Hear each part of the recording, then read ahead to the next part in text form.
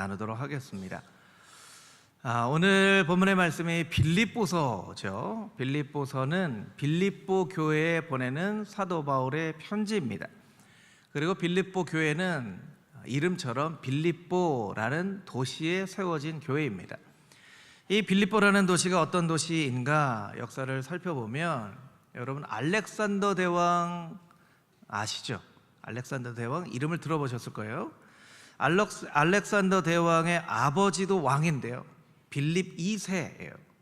이 빌립 2세가 도시를 세우고 자기의 이름을 그 도시에다 붙였습니다.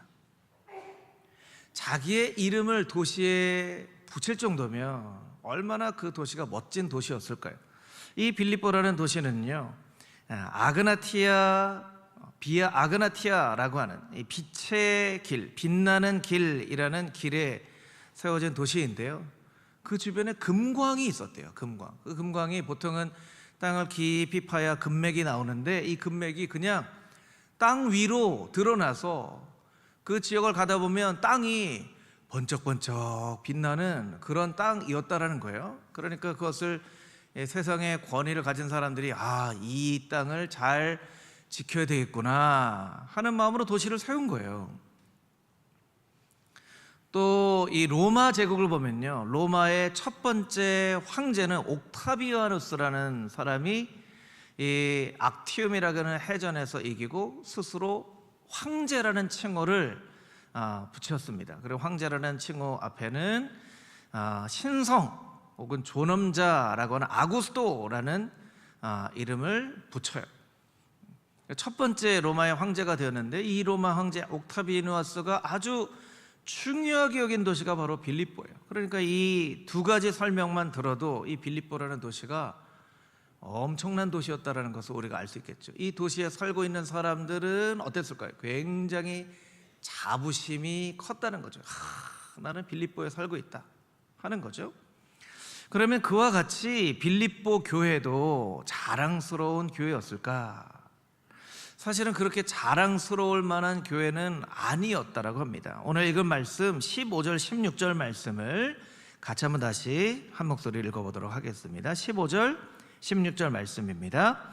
이는 너희가 흠이 없고 순전하여 어그러지고 거스르는 세대 가운데에서 하나님의 흠없는 자녀로 세상에서 그들 가운데 빛들로 나타내며 생명의 말씀을 밝혀 나의 다름질이 헛되지 아니하고 수고도 헛되지 아니하므로 그리스도의 날에 내가 자랑할 것이 있게 하려 함이라. 아멘. 이 빌립보 교회는 빌립보 1장, 2장, 3장, 4장 안에 보면 여러 가지 많은 문제들이 있는 교회로 기록을 하고 있어요. 특별히 4장에 보면 교회 안에 다투는 사람들이 있었습니다. 보통은 어떤 사람을 책망할 때 이름을 콕 찍어서 책망을 하지는 않아요. 그런데 사도 바울이 이름을 콕 찍어서 유오디아와 순두계에게 같은 마음을 품으라고 해라. 이 유오디아라고 하는 이름은 아름다운 여행, 멋진 여행이라는 뜻이고, 순두계는 행운이라는 이름도 참 좋아요. 그런데 이름에 걸맞지 않게 교회 안에서 늘 갈등을 일으키고 다퉜다는 거예요. 사도 바울이 콕 집어서 유오디아, 순두계, 싸우지 좀 말고 같은 마음을 가져, 이렇게 권면을 했다는 거예요. 1장에 보면 빌립보 교회 안에는 복음을 전하는 사람들이 있었는데 투기와 분쟁으로 복음을 전하는 사람들이 있었다고 합니다. 그러니까 선한 목적이 아니라 내가 더 성도들에게 칭찬받아야지, 전도 잘하는 분, 내가 저 칭찬받아야지, 이렇게 투기와 분쟁으로 복음을 전하는 사람들도 있었고요. 심지어는 1장 28절 말씀에 보면 복음에 합당치 않게 생활하는 사람들이 있었는데, 그 사람들을 특별히 대적자들이라고 이야기를 합니다. 대적자들. 요즘에는 그런 일들이 많이 없는데요, 예전에는 이제 자동차 뒤에 내가 교회 다닙니다 하고 물고기 모양 자동차 뒤에 이렇게 붙여넣기도 했었는데, 여러분 기억나시죠? 그런 분들이 과속하면요, 그런 분들이 신호 위반하면요, 사람들이 뒤에서 저 교회 다니는 뭐라고요? 것들이 이렇게 하죠. 교회 다니는 것들이 저 신호도 안 지키고 과속도 하고 그거 안 붙이는 게 더 나아요. 여러분 사회생활 하다 보면요, 나는 교회 열심히 다닙니다 하면서 나쁜 일하고 사람들에게 잘못된 말과 행동을 해서 눈살을 찌푸리게 하는 사람들도 있어요. 그러면 사람들이 속으로 얘기하죠. 아유, 교회 다닌다고 말이나 하지 말지. 이런 사람들이 빌립보 교회에도 있었다라는 거예요. 그래서 복음에 합당하지 않게 생활하는 사람들 뿐만 아니라 3장에 보면 예수님 믿어도 할례 받아야 됩니다. 그래서 그 사람들이 한두 명이 아니라 이렇게 무리가 되어서 무리당자를 해서 손할례당 이라고 불리는 사람이 있었어요. 이렇게 모여 있는데 저 사람들은 복음뿐만 아니라 할례 받아야 된다고 얘기하는 사람들이야. 그런데 3장에 보면요, 그 사람들에 대해서 사도 바울이 뭐라고 얘기하냐면 개들을 삼가라, 개들을 삼가라, 개라고 얘기해요. 이게 오늘날로 말하면 욕하는 거예요. 사도 바울이 얼마나 화났냐면 저런 개, 우리 같으면 X 이렇게 하잖아요. 조심해라 이렇게까지 얘기하는. 여러분 제가 드린 설명을 볼 때 빌립보 교회는 참 자랑스러운 교회였을까요? 그렇지 않은 교회였을까요? 그렇지 않은 교회가 될 가능성이 많은 교회죠. 그런데 여러분 사도 바울은 빌립보 교인들에게 편지를 쓰면서 빌립보서가 가지고 있는 별칭이 있죠. 기쁨의 서신. 기쁨으로 서신을 썼다는 거예요. 여러분 뭐가 앞뒤가 맞지 않잖아요. 이렇게 문제가 많은 교인들을 향해서 편지를 쓰면 아이고 내가 너 때문에 골치가 아프다, 내가 너 때문에 속이 상하다, 너만 생각하면 내가 화가 난다, 이렇게 편지를 써야 되는데 너만 생각하면 기쁘다, 너는 나의 참 기쁨이다, 이렇게 서신서를 쓰고 있다는 거예요. 어떻게 된 일이죠? 어떻게 된 일이죠?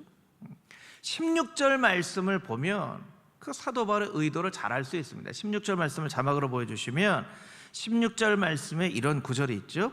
그리스도의 날에 내가 자랑할 것이 있게 하려 함이라. 언제 자랑한다고요? 그리스도의 날에. 그러니까 현재 자랑하는 것이 아니라 앞으로 예수님께서 다시 오실 그날에 내가 자랑할 것이 있게 하라라고 이야기를 하고 있습니다. 그러니까 사도 바울의 기쁨은 현재에 있지 않고 앞으로 그리스도의 날에 지금 이렇게 불성실하고 연약하고 믿음도 없고 다투고 엉망인 빌립보 교인들이 하나님의 말씀으로 성장해서 멋진 모습으로 바뀌어질 그날에 내가 자랑할 것이 있게 하라. 사도 바울의 기쁨은요, 현실에 있지 않고 그의 믿음에 있었다는 거예요. 그의 믿음에 있었다는 거예요. 여러분 우리가 자녀들을 키우다 보면요, 미성숙합니다. 자녀들은 실수도 많고 그래요. 그런데 이 자녀들이 나중에 커서 멋진 모습이 되어질 것을 상상하면서 우리 자녀들을 믿어주죠. 믿어줘요. 앞으로 훌륭한 사람 될 거야. 훌륭한 사람 될 거야. 조금 실패해도 괜찮아. 다시 하면 되지. 조금 잘못해도 죄에 걸려서 넘어져도 다시 일어나자, 다시 해보자. 그렇게 믿어주죠. 여러분 사도 바울은 빌립보 성도들을 믿어준 거예요. 믿어준 거예요. 지금은 문제가 많지만 내가 너희가 이렇게 자랑스러운 자녀가, 자랑스러운 교회가 될 것을 내가 믿는다. 그렇게 믿어주면서 기뻐하고 있는 거예요. 그의 기쁨은 믿음에 있지만 그는 현재에 기뻐하고 있습니다. 여러분 성경은 믿음이 중요하다고 이야기를 합니다. 믿음이 없으면 하나님을 기쁘시게 하지 못한다고 이야기합니다. 오직 믿는 자에게 구원을 주시는 것이 복음이다라고 설명을 합니다. 그래서 주님 앞에 나와 예배하는 사람은 믿음으로 나오고 믿음으로 고백해야 된다고 이야기를 합니다. 그런데 여러분 우리가 하나님을 믿기 훨씬 더 이전에 하나님이 먼저 우리를 믿어주셨다는 것을 우리가 잊지 말아야 돼요. 하나님이 먼저 우리를 믿어주셨어요. 네가 연약하고 지금은 미성숙하고 지금은 너무나 자랑할 것이 없지만 내가 너를 믿는다.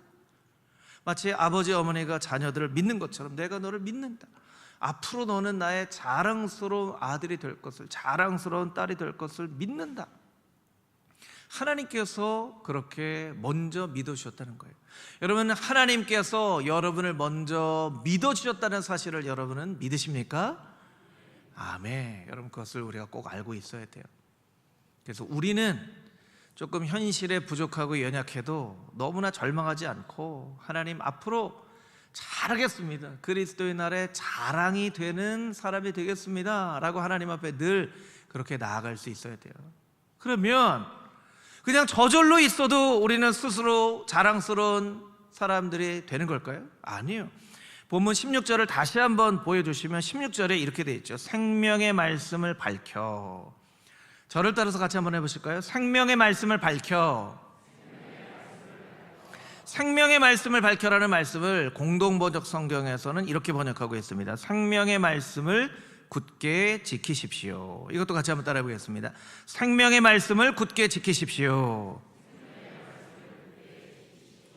생명의 말씀을 굳게 지켜야 그리스도의 날에 자랑스러운 자녀가 될 수 있는 거예요. 여러분, 저절로 되어지지 않습니다.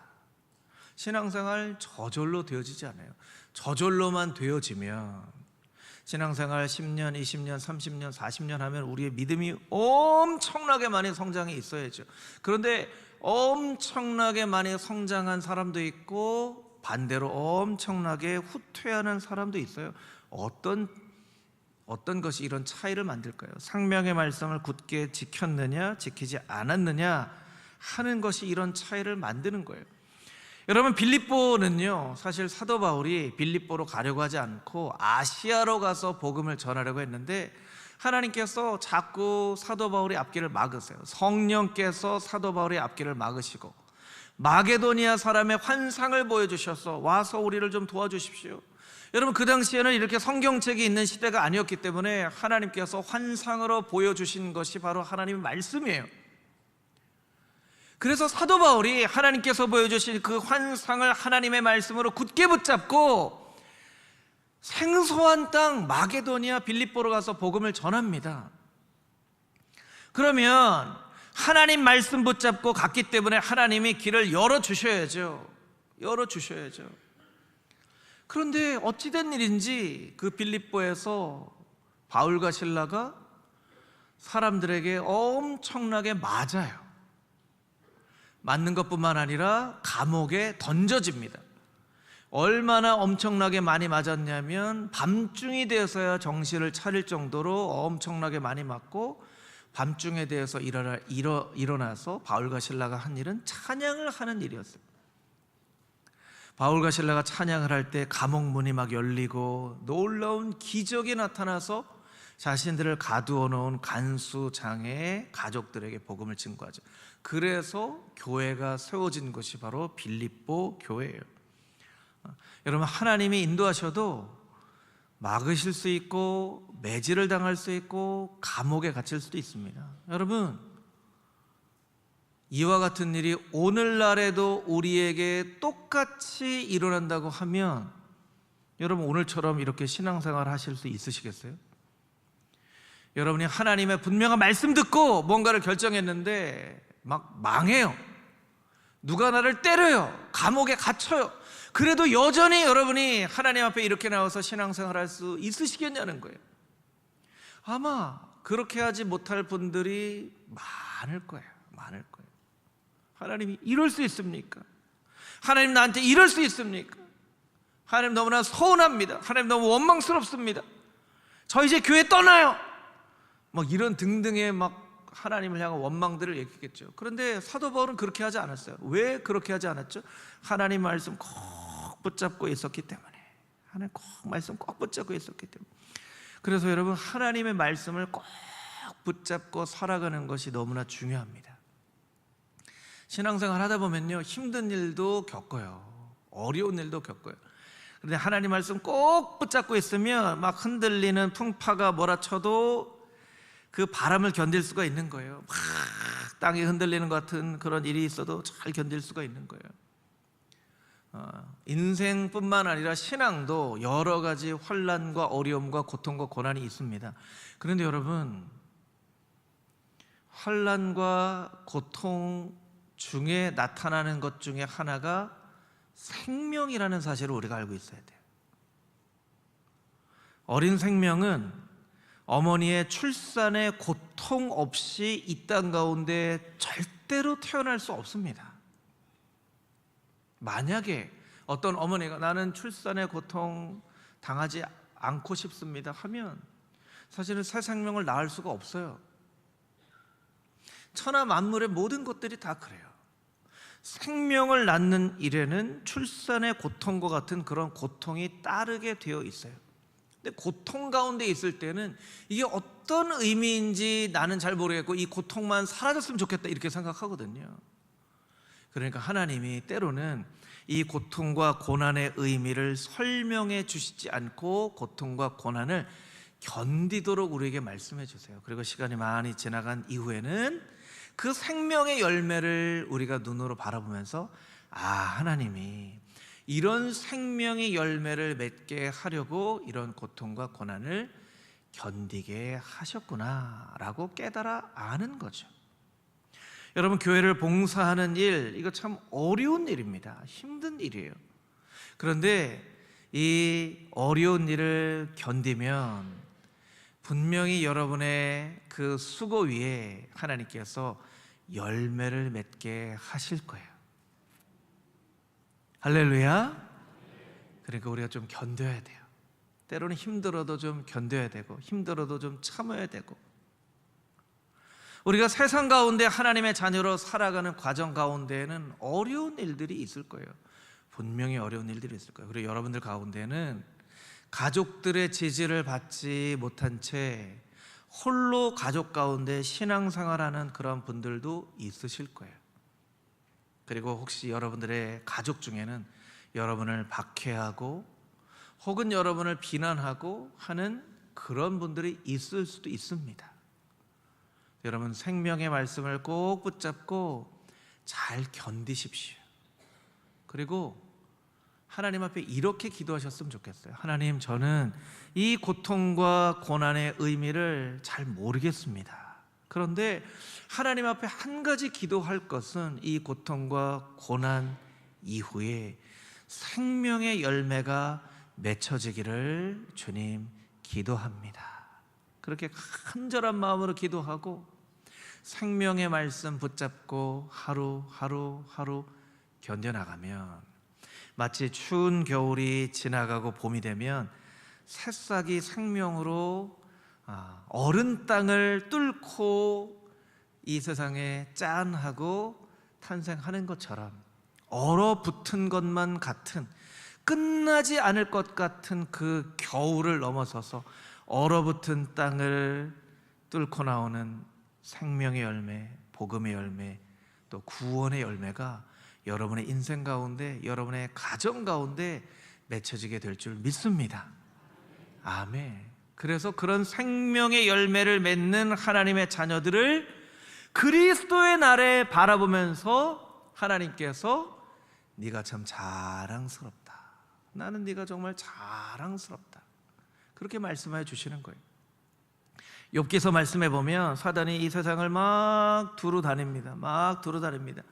그런데 그 사단을 붙잡아 놓고 하나님께서 뭐라고 말씀하세요? 너 내 아들 욥을 봤느냐 하고 사탄에게 하나님께서 자랑하시잖아요.